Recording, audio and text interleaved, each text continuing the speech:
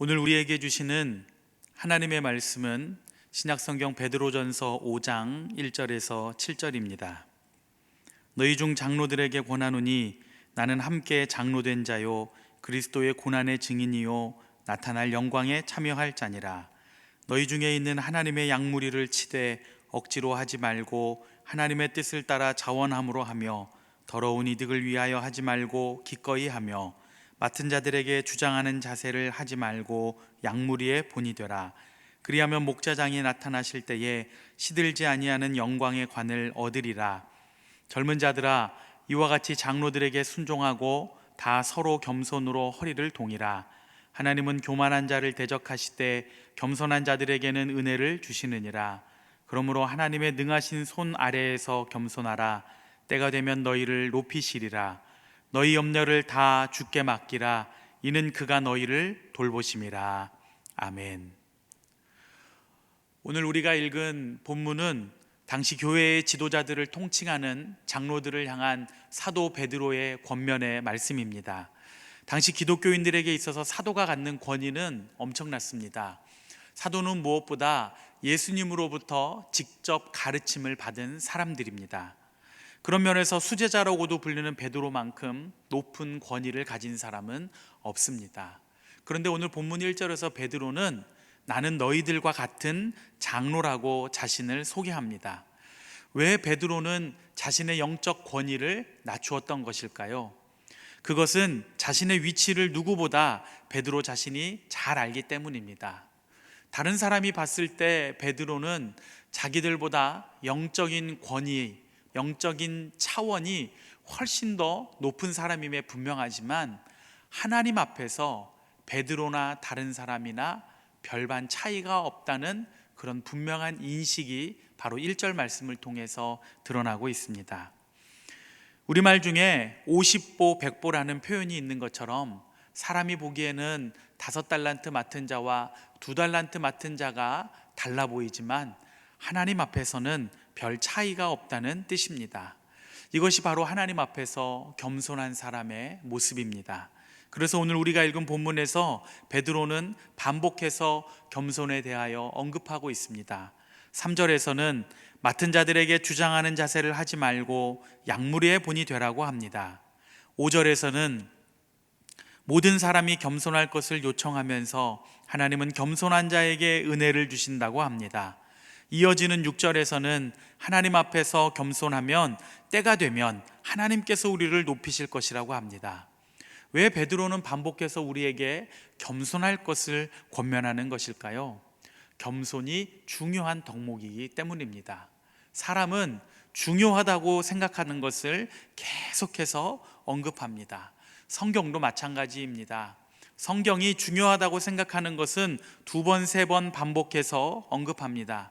오늘 본문에서 겸손하라는 권면이 반복해서 등장하는 이유는 겸손이 정말 중요한 것이기 때문입니다. 베드로가 겸손을 반복해서 권면하는 것은 겸손을 의도적으로 강조하지 않으면 인간은 교만해지기 때문입니다. 영적인 의미에서 겸손하다는 것은 하나님을 인정하고 하나님보다 낮은 자리에 있는 것입니다. 반대로 교만하다는 것은 하나님을 인정하지 않고 하나님보다 높은 자리에 앉는 것입니다. 요즘 여러분은 어떻습니까? 하나님 앞에서 겸손하십니까? 아니면 교만하십니까? 여러분의 중심을 살펴보시는 하나님 앞에서 정직하게 자신을 살펴보시기 바랍니다. 겸손한 사람은 하나님이 쓰시지만 교만한 사람은 하나님이 심판하십니다. 이스라엘의 초대왕 사울은 겸손했을 때는 하나님께 쓰임 받았지만 교만했을 때는 하나님이 그를 버리시고 다윗을 선택하셨습니다. 그러므로 오늘 본문 3, 4절은 이렇게 말씀합니다. 맡은 자들에게 주장하는 자세를 하지 말고 양무리의 본이 되라. 그리하면 목자장이 나타나실 때에 시들지 아니하는 영광의 관을 얻으리라.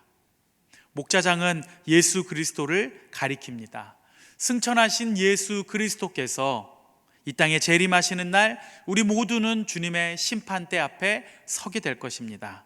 겸손한 사람은 주님께서 주시는 영광의 면류관을 쓰게 될 것이지만, 교만한 사람은 슬피 울며 어두운 데서 이를 갈게 될 것입니다. 여러분, 영광의 면류관이 무엇인지 성경이 우리에게 구체적으로 답을 알려주지는 않습니다. 그러나 오늘 성경에 묘사된 표현으로 보건대 영광의 면류관은 이 세상에 썩을 것이나 사라지는 것과 차원이 다른 영원하다는 의미로 이해하게 됩니다. 무슨 뜻이냐면, 우리가 이 세상을 사는 동안 필요한 수많은 것들, 여러분이 오늘 하루를 살아가기 위해 꼭 있어야 할 그 모든 것들이 우리가 이 세상을 사는 동안에는 필요한 것이지만 우리가 죽은 다음에는 아무 쓸모가 없습니다. 그러나 우리가 하나님 안에서 영생을 누리며 사는 그 영원한 삶의 자리에 영광의 면류관은 이 세상의 것과 다르게 영원히 우리와 함께 존재합니다. 또한 면류관은 누구나 받을 수는 있지만 아무나 받을 수 없는 고귀한 신앙의 보상이라는 것을 믿으시기 바랍니다. 면류관은 오직 하나님 앞에서 겸손하여 그 사명을 감당한 사람에게만 주어지는 최고의 영예입니다. 저는 우리 모든 성도님들이 하나님께서 씌워주시는 영광의 면류관을 사모하시기를 원합니다. 그리고 이 면류관을 쓰기 위해 사명의 길을 끝까지 완주하시기를 축복합니다. 그러면 하나님은 반드시 우리에게 시들지 아니하는 영광의 면류관을 씌워주실 것입니다. 마지막으로 우리가 살펴볼 것은 7절 말씀입니다. 너희 염려를 다 주께 맡기라. 이는 그가 너희를 돌보심이라. 어떤 사람이 자신의 염려를 다 주님께 맡길 수 있습니까? 어떤 사람이 주님의 돌보심을 구체적으로 경험할 수 있습니까? 겸손한 사람입니다. 하나님을 인정하고 하나님보다 낮은 자리에 있는 사람, 자기의 모든 근심과 걱정과 염려를 주님께 맡길 것입니다. 주님이 지워주시는 가벼운 짐을 지고 이 세상을 살게 될 것입니다. 오늘 기도의 자리에 나오신 여러분, 주님이 지워주시는 가벼운 짐과 여러분이 지고 있는 무거운 짐을 꼭 바꾸시기를 바랍니다. 그래서 이 자리를 떠나 세상으로 나아가는 여러분의 발걸음이 가볍기를 축복합니다. 오늘도 하나님께서 겸손한 자를 돌보시는 특별한 은혜가 주님께서 사랑하시는 모든 성도님들에게 구체적으로 임하기를 주 안에서 축복합니다. 이 시간 우리 한번 합심해서 기도하겠습니다. 첫 번째로 하나님 앞에서 항상 겸손하게 하여 주시옵소서. 두 번째로 섬김의 본을 보이신 예수님을 닮아 섬기는 자리에 있게 하여 주시옵소서. 세 번째로 영광의 면류관을 사모하여 사명을 잘 감당하게 하여 주시옵소서. 합심해서 기도하겠습니다. 사랑과 은혜가 풍성하신 하나님 아버지, 오늘도 이 시간 저희들이 마음을 모아 주님 앞에 기도합니다. 항상 하나님 앞에서 겸손한 자리, 낮은 자리에 서 있기를 원합니다. 살아계신 하나님을 인정하고 하나님께서 불꽃 같은 눈으로 나를 지켜보고 계시고, 내가 무엇을 하든지 어디를 가든지 누구를 만나든지 나를 주목하고 계시기에 항상 하나님 앞에서 겸손한 모습, 겸손한 언어, 겸손한 행동, 겸손한 생각, 이것이 우리의 삶에 묻어날 수 있도록 아버지 하나님 인도하시고 역사하여 주시옵소서. 또 섬김의 본을 보이신 예수님을 닮아 섬기는 자리에 있기를 원합니다. 내가 누구로부터 계속해서 도움을 받고 또 섬김을 받는 것이 아니라 누군가를 계속해서 섬기고 도와주고 나눠주고 베푸는 그런 자리에 저희들이 있게 하셔서 이 세상 섬김의 본을 보이신 예수님을 닮아 언제나 그런 사명의 자리에 저희들 서 있기를 간절히 바라고 원합니다. 하나님, 또 저희들 이 신앙의 경주를 잘 감당하였을 때에 우리가 하나님 앞에 서는 날 착하고 충성된 종으로 인정받게 하시고 우리가 주님께서 씌워주시는 그 영원한 영광의 면류관을 받기를 원합니다. 그날을 사모하며 오늘 우리가 걸어가야 할 신앙의 경주, 오늘 우리가 끝까지 완주해야 할 신앙의 경주, 이 경주, 이 사명 잘 감당하는 저희들 모두가 되기를 원하오니 아버지 하나님, 저희들 한 사람 한 사람을 붙잡아 주시고 선하게 인도하여 주시옵소서.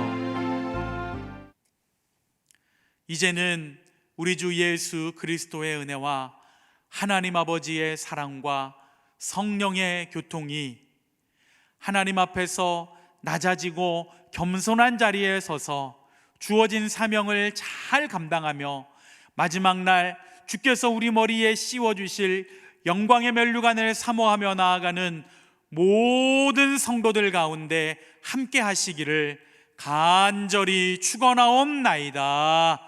아멘.